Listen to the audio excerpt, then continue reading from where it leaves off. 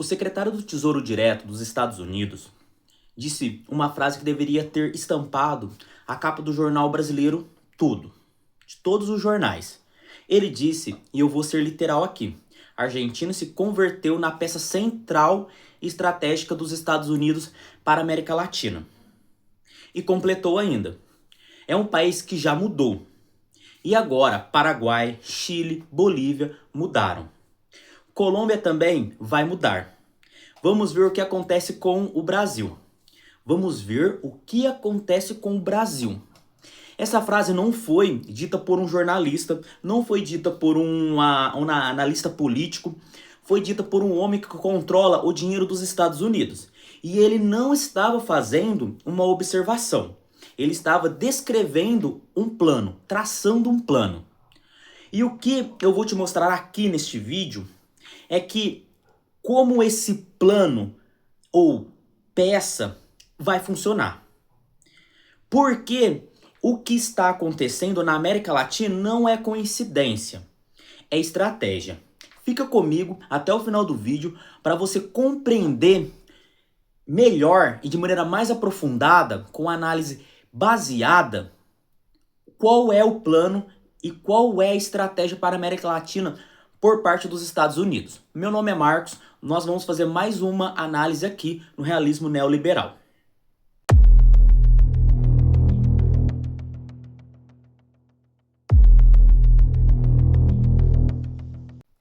Há 3 dias, o presidente da Argentina, Javier Milei, desembarcou em São Paulo. Não para se reunir com o presidente Lula, não para tratar de comércio bilateral. Milei foi ao Brasil para participar do lançamento da candidatura à presidência de Flávio Bolsonaro contra o Lula. Um presidente em exercício de um país vizinho viajou para apoiar o candidato de oposição contra o presidente em exercício daquele país. Pense no que isso significa diplomaticamente. E um dia depois da visita, o jornal britânico The Guardian publicou uma reportagem com um título que diz tudo. Milei, uma figura-chave para Trump, percorre a América Latina para se reunir com líderes de extrema-direita. E na matéria, ainda, analistas classificaram Milei como algo que deveria nos incomodar. O delegado de Trump na região. Então, ele afirmou, o The Guardian, que Javier Milei era um delegado de Trump na região. Como se fosse um porta-voz, mas só que com muito mais relevância, porque ele é legitimamente um presidente de um país aqui na América Latina, mas só que ele está a serviço de um país mais ao norte. E esse serviço, a serviço, representa uma estratégia para que, de alguma forma, direcione e dê força para que um candidato alinhado a ele ganhe no país mais importante aqui na América do Sul, que é o Brasil. Então ele está a serviço não simplesmente para reorganizar economicamente a Argentina, alinhada aos seus interesses econômicos neoliberais nos Estados Unidos. Não é apenas isso. Se fosse isso, já era grave. Mas é muito mais grave que isso. É o quê? É interferir diplomaticamente em um país que tem uma economia muito relevante aqui na América do Sul, que é o Brasil. E é claro, nós não podemos tirar da nossa análise aqui o quê? Um elemento que o Brasil tem com quem? Com a China. E fora que o Brasil também possui a segunda maior reserva de terras raras no mundo. E isso também é dos interesses dos Estados Unidos. Vamos continuar aqui. Aí a gente se pergunta, eu pergunto para vocês, por que essa viagem ao Brasil não é um episódio isolado? Ela é a consequência de algo que começou a ser construído de forma o quê? Metódica e estratégica nos últimos 2 anos. Vamos observar aqui. Quando Trump assumiu o segundo mandato, em janeiro de 2025, uma das primeiras coisas que o seu governo fez foi publicar uma nova estratégia de segurança nacional. E nesse documento, o Washington fez algo que não fazia há décadas. Retomou explicitamente a doutrina Monroe. A doutrina Monroe, ela é de 1823, basicamente diz que a América é zona de influência dos Estados Unidos. E a nova versão, essa revisitada, retomada e foi dada novos contornos, a imprensa apelidou do quê? De doutrina Monroe, fazendo alusão ali ao Donald Trump. E ela diz que os Estados Unidos vão restaurar sua proeminência, né, no hemisfério ocidental. Identifica a China como principal ameaça a esse controle. Foi o que eu disse para vocês anteriormente. Então, não é só uma estratégia visando retomar o continente americano para os Estados Unidos. Também é enfrentar o avanço que a China faz aqui. Mas aqui está o detalhe, pessoal, é que muda tudo. A estratégia não é militar, não é exclusivamente militar aqui. Pelo menos não inicialmente. A estratégia tem um nome oficial, chama-se Enlist and Expand. Alistar e expandir. E a ideia é simples. Ele encontra líderes aliados na região, fortalece eles e depois usa esses aliados para pressionar países que ainda não estão alinhados. É o que ele fez o ano passado, quando teve eleição lá na Argentina. Se o Milei, que estava no poder, não ganhasse a maioria do parlamento, ele não ia fazer um investimento massivo na Argentina. Então, ele pressiona economicamente, ele fortalece os líderes, porque, imagina só, tudo depende deste líder para que esse país receba mais investimento. Então é assim, eu fortaleço ele, eu dou engajamento a ele, e quando ele está submisso a mim, mas empoderado internamente, eu uso ele. Então é isso que os Estados Unidos vem fazendo, muito diferente do que fez no século XX, que era interferência militar diretamente.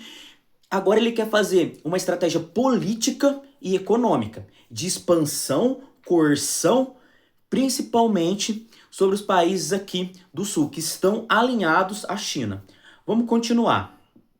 Em outubro de 2025, a Argentina teve eleições legislativas. Foi o que eu disse agora. E antes da votação, o governo Trump, só trazendo de maneira mais detalhada, fez algo que era incomum. Foi o que eu disse. Não nos bastidores, isso é mais agravante. Ele fez de maneira explícita. Os Estados Unidos ofereceram uma linha de crédito que ajudou a evitar uma corrida ao peso argentino antes da votação. Ou seja, o apoio financeiro foi condicionado ao resultado político. Milei venceu as eleições legislativas e a partir daí a engrenagem acelerou. Ele deu força, ele deu um empurrãozinho para que o Milei ganhasse as eleições e após a vitória ele fez o quê? Toma aí o seu prêmio.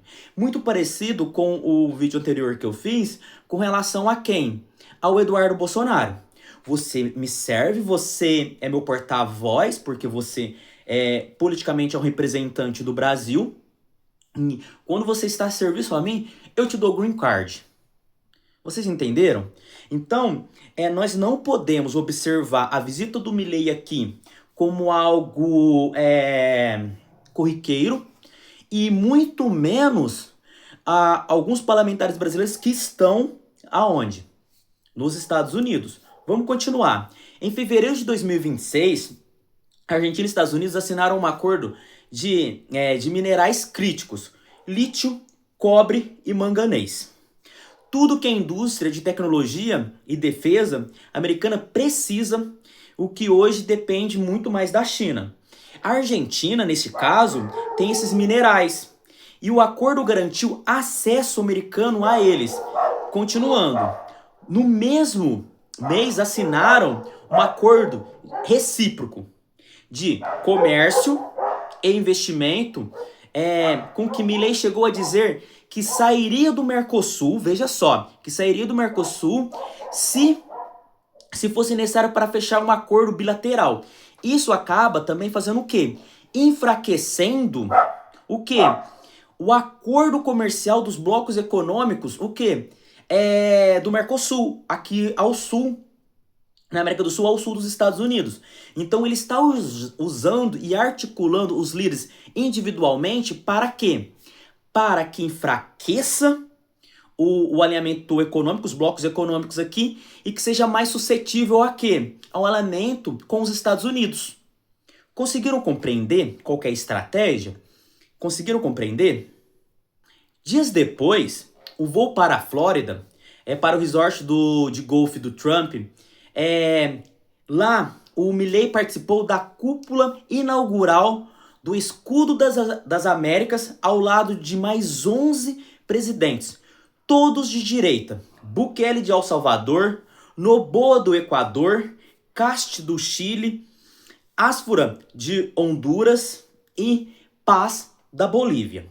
Nessa reunião, o presidente Donald Trump, pediu que os países da América usassem poder militar contra os cartéis de drogas e ofereceu apoio com ataques de mísseis americanos. Então veja só, ele ajuda economicamente, se alinha politicamente, mas ele permite, né, que de alguma forma esse poder político e econômico se desdobre em alguns momentos em quê? Em poder militar. Mas existe um detalhe aqui, gente, nessa história que muda tudo. Olha para o mapa da América Latina. Dá uma olhada. Argentina, governo de direita alinhado a Trump. Chile, José Antônio Cast, extrema direita, assumiu em março. Paraguai, Santiago Pena, aliado também. Bolívia, Rodrigo Paz, alinhado. Equador, Daniel Noboa, alinhado também. El Salvador, Bukele. Honduras, Asfra, apoiado publicamente por Trump. Colômbia, Abelardo, de El Espirrela, venceu as eleições. E Trump foi um dos primeiros a parabenizar. Peru, Keiko Fujimori à frente. Tudo isso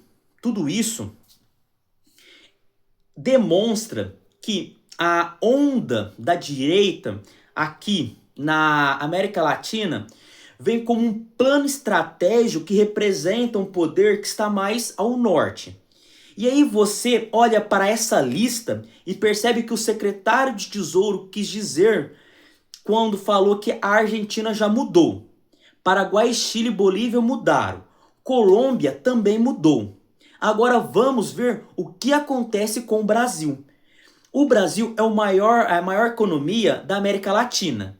E é a peça que falta para que os planos de Donald Trump sobre a doutrina Monroe aqui no continente se concretize. É a peça que falta e o obstáculo que se revela no momento em que as eleições está despontando Lula como o quê? Como o franco favorito. Isso não é diplomacia. Isso é uma operação política e econômica disfarçada de quê? De diplomacia. Conseguem compreender? Mas aqui surge a pergunta que todo mundo deveria estar fazendo. E o povo argentino? E o que ganha com isso? A situação econômica da Argentina atualmente é um campo minado de narrativas. De um lado, o governo diz que a inflação caiu em 211% para cerca de 30%, que a pobreza caiu, que o PIB cresceu e o FMI elogiou os resultados. É claro, eu não vou discutir aqui a relevância do FMI em relação aos interesses dos Estados Unidos. Eu não vou fazer isso aqui.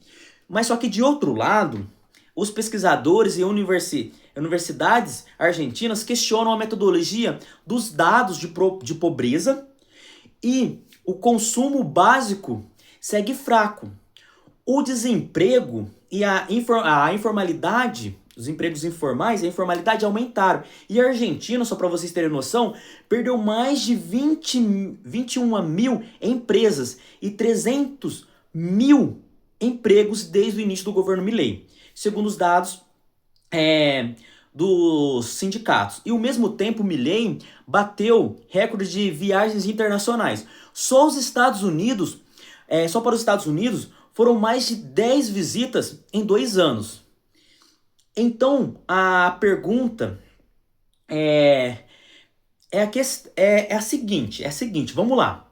Milei está exportando a revolução liberal ou está fugindo dos problemas domésticos? Por que essas visitas sempre estão em altas em momentos delicados da política regional? E é justamente aqui que aparece o ponto mais importante dessa história. A questão não é se Milei é bom ou ruim para a Argentina. A questão não é essa. A questão é muito maior. A questão é: a América Latina está sendo reorganizada a partir de uma estratégia deliberada de Washington? E se está, qual é o preço? Porque quando o secretário do Tesouro dos Estados Unidos diz que a Argentina é a peça central, ele lista os próximos países a mudar, né, que deveriam mudar, os que já mudaram, mas ainda os que devem mudar, a questão é se está descrevendo uma operação muito mais alinhadas aos interesses dos Estados Unidos, aos interesses particulares de Donald Trump. Então essa é a questão, é isso que eu trago para vocês quando o Milei veio para cá na convenção. O que isso revelou? Não foi só um desespero eleitoral da articulação ali da campanha do Flávio Bolsonaro, é muito mais do que isso. Ele está importando e abrindo as portas para que Milei e também os interesses norte-americanos entre dentro da sua própria campanha. Conseguiram compreender? E o que está acontecendo na América Latina, neste momento, vai definir os próximos 30 anos no continente. Não é exagero o que eu estou falando aqui. É que os próprios documentos americanos estão dizendo, estão revelando. A doutrina Monroe, a fala do secretário. A pergunta é: os países da região estão fazendo escolhas soberanas ou estão sendo conduzidas por uma estratégia externa? O que vocês acham? E mais importante, quando o secretário do Tesouro dos Estados Unidos olha para o mapa e diz: agora falta o Brasil, ele está descrevendo uma expectativa ou está descrevendo um plano estratégico ali, militar, econômico e político? Eu não excluo aqui, isso é opinião minha, eu não excluo se a questão militar não adentra essas estratégias econômicas e políticas também. Me diz aqui nos comentários, você acha que o que está acontecendo na América Latina é uma onda natural de mudança política ou é uma estratégia reorganizada? Comente, compartilhe este vídeo, se inscreva no canal e dá o like se gostou, para essa análise embasada aqui no realismo neoliberal.